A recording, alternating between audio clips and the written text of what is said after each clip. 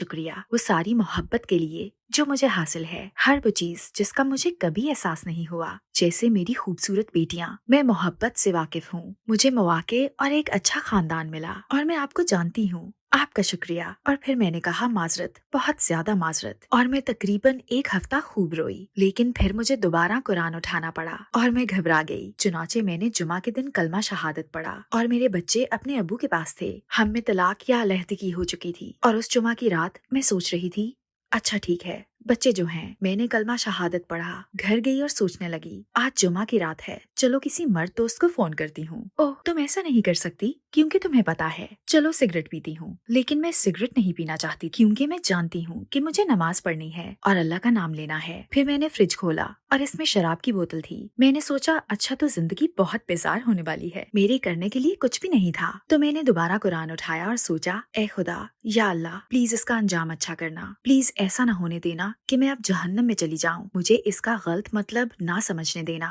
मुझे आप पर यकीन है। और फिर कुरान ने सिर्फ कहा, खुश आमदीद, तुम कहाँ थी, खुदा तुमसे प्यार करता है, तुमने सही इंतखाब किया और सब कुछ ठीक हो जाएगा।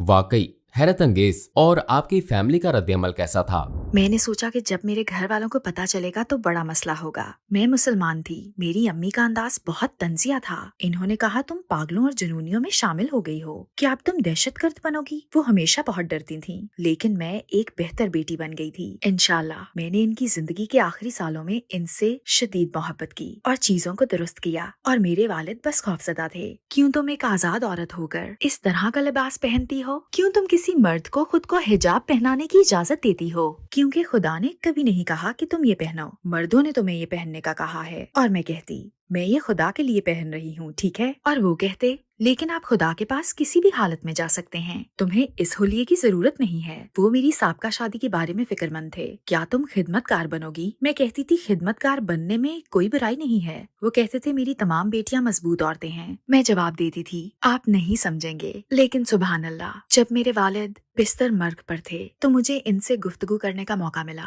सुबहान अल्लाह, मैंने इनके सामने सूरत अल फातिहा पढ़ी, इनका हाथ पकड़ा, इनकी आंखों में देखा और अपनी रूहानियत और खुदा के लिए मोहब्बत इनके साथ शेयर की। और उन्होंने कहा कि खुदा एक है और हजरत मोहम्मद सल्लल्लाहु अलैहि वसल्लम आखिरी नबी हैं और हजरत ईसा अलैहिस्सलाम एक नबी हैं, तो अल्लाह ही बेहतर जानता है। उन्होंने ये सब अरबी में नहीं कहा और मैंने इन्हें मजबूर नहीं किया, लेकिन वो मुझसे हमेशा कहते थे, खुदा एक है और ईसा अलैहिस्सलाम एक नबी हैं। मैंने कहा, नबी मोहम्मद सल्लल्लाहु अलैहि वसल्लम एक अजीम इंसान थे जो नबी थे। तो उन्होंने जवाब दिया, ठीक है, मैं मानता हूँ कि वो नबी थे। और इनकी वफात के बाद मैंने इनके बारे में एक खूबसूरत ख्वाब देखा। इन्हें 3 इमाम गुस्ल दे रहे थे और वो नूर से भरे हुए थे। तो इंशाल्लाह।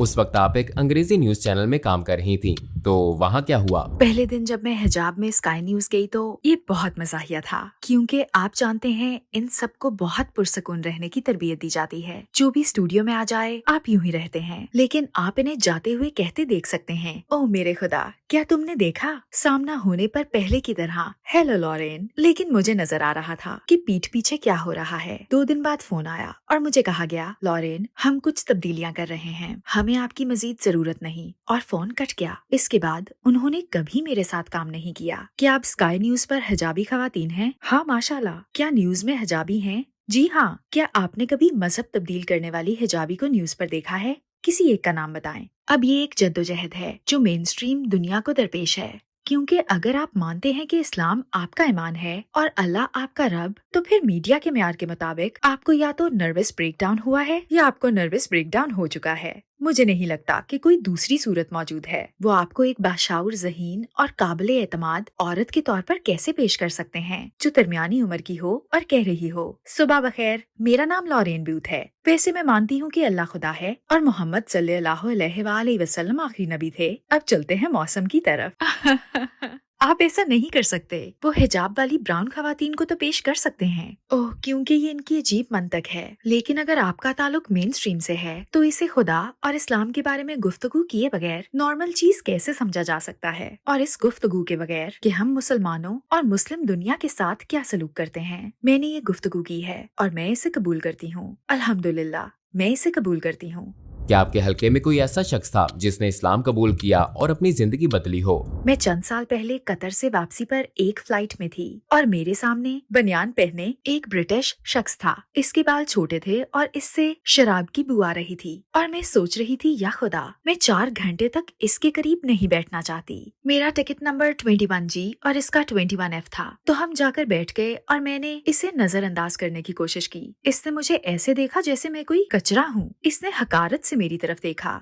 जब खाना आया तो इसने कहा, हाँ मैं वोडका, बियर और सब कुछ लूंगा। और मेरा तासुर ऐसा था, उफ, मैं सिर्फ पानी पी रही थी और सोच रही थी, या अल्लाह मुझे माफ कर दे, ये मेरी बदतरीन फ्लाइट है। फिर इसने कहा, क्या आपको पानी चाहिए? ऐसे जैसे मैं इंग्लिश नहीं बोल सकती। तो मैंने कहा, आपका बहुत बहुत शुक्रिया। फिर मैंने सोचा, अच्छा अब मुझे नेकी करनी चाहिए, मैं इसे कोई चीज दूंगी। क्या आप मेरा पनीर खाना पसंद करेंगे? इसने जवाब दिया, बहुत बहुत शुक्रिया। फिर इसने पूछा, आप कहाँ से हैं? मैं लंदन से हूँ। और आप कहाँ से हैं? वो हैरान हुआ, क्या आप ऐसे कपड़े पहनती हैं और लंदन से हैं? फिर इसने दूसरी तरफ देखा और एक अजीब हरकत की। वो वहाँ बैठा था और कहता जा रहा था, I am sorry, I am sorry, I am sorry. मैंने सिर्फ इसे देखकर कहा, तुम ठीक हो? इसने कहा, हाँ, लेकिन मैं आपके बारे में खौफनाक बातें सोच रहा था और मैं माफी चाहता हूँ।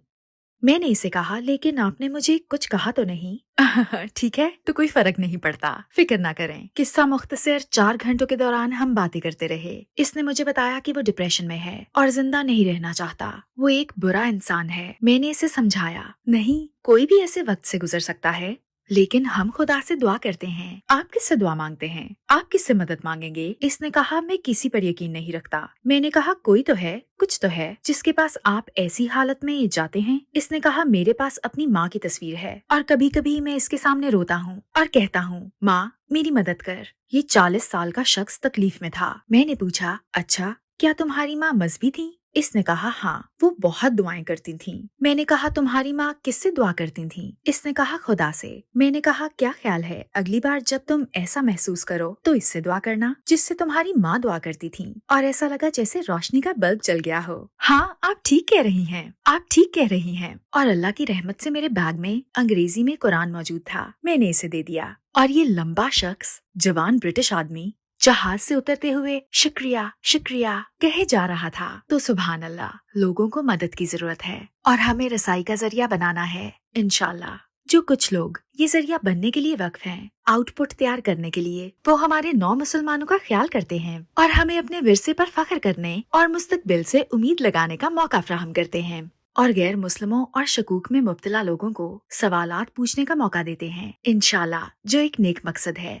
क्या आप हमें अपने मुकम्मल शुदा और मुस्तकबिल के प्रोजेक्ट्स के बारे में बता सकती हैं? आप जानते हैं कि मेरा बड़ा प्रोजेक्ट ये जाहिर करना है कि इस दुनिया की तरफ मुसलमानों का रवैया कैसा है, तैयब क्या है, भलाई क्या है, हम इसे कैसे दोबारा जिंदा कर सकते हैं और अपनी जिंदगी में अपना सकते हैं। अल्हम्दुलिल्लाह, शायद बड़े मंसूबों में से मेरे लिए सबसे अहम मुसलमानों को ये बताना है कि हमारा विरसा कितना अजीम है और हम कैसे इस पर गौर करके दोबारा अजीम बन सकते हैं। अल्हम्दुलिल्लाह, मैंने in search of Holi land नामी एक किताब लिखी है। अल्लाह के फजल से मैंने इसकी ऑडियो बुक भी तैयार की है ताकि लोग इसे सुन सकें। ये ऑनलाइन है और मैंने अपनी किताब को ड्रामे की शक्ल देने के लिए एक प्रोड्यूसर के साथ काम करके इसे परफॉर्म भी किया है। इसका नाम है एक्सीडेंटली मुस्लिम। हमने एडनबर्ग फ्रेंच फेस्टिवल में 900 लोगों के सामने ये ड्रामा पेश किया है, जिनमें ज्यादा लोग गैर मुस्लिम थे। मैं इस्लाम को इसकी हकीकी शक्ल में देखना पसंद करती हूँ, दिल और मुआशरे पर मुस्बत असरात छोड़ने वाला।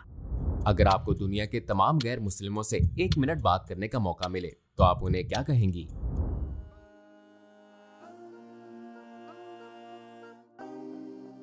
ओह, आप जो घर बैठे हैं, आपके पास ऐसे औकात होते हैं जब आप नहीं जानते कि क्यों जिंदा हैं। आप पर उदासी, नुकसान और गम का वक्त आता है और अब लुत्फ पहले की तरह महसूस नहीं होता। आपको दर्द होता है और शायद कभी कभी नहीं जान पाते कि आप जिंदा क्यों हैं। आप किसी से मदद मांगना चाहते हैं लेकिन आपको मदद मांगनी नहीं आती और हर चीज अजीबो गरीब गैर हकीकी महसूस होती है। खुदा एक है। जब आप ऐसा महसूस करें तो गुलाब की तरफ देखें, बाग में गुलाब को देखें और सोचें कि ये हमारे लिए खुशबू बनाता है। जब आप ऐसा महसूस करेंगे तो शहद की मक्खियों को देखें और सोचें कि शहद का इतना मजेदार होना कितना हैरत